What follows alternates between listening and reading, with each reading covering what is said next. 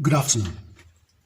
Africa joins our brothers and sisters in America to condemn in the strongest possible terms the savagery, cold-blooded, evil, senseless, and racially motivated murder of an African-American citizen, Mr. George Floyd. As a continent with our own share of tragic incidents of police extrajudicial killings that rarely get the limelight, and often whose perpetrators go unpunished, we can identify with the anguish and the pain surrounding the death of Mr. George Floyd. In a world that is more interconnected, our solidarity as human beings against acts of injustice, regardless of geographical location, is unanimous. A few years ago, when Sudanese pregnant mother Miriam Ibrahim Ishag was sentenced to death in Sudan, the people of the world, regardless of color of skin and geographical location, voiced their displeasure, condemned her sentence into death, and demanded for her liberation.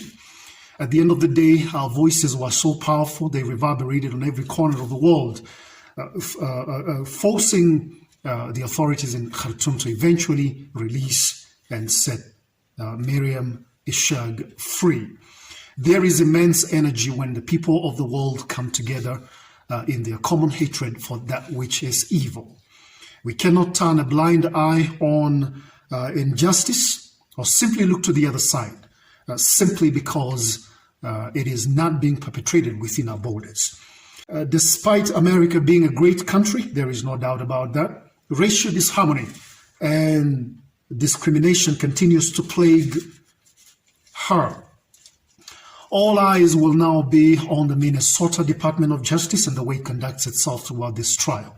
Let the words of Lord Chief Justice Hayward, spoken almost 100 years ago, echo loudly to them that justice must not only be done, but must be seen to be done.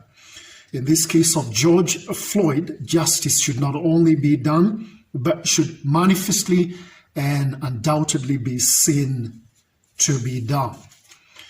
Historian R.H. Toney reminds us in his wisdom that the essence of morality is to believe that every human being is of infinite importance, and therefore no consideration of expediency can justify the oppression of one by another.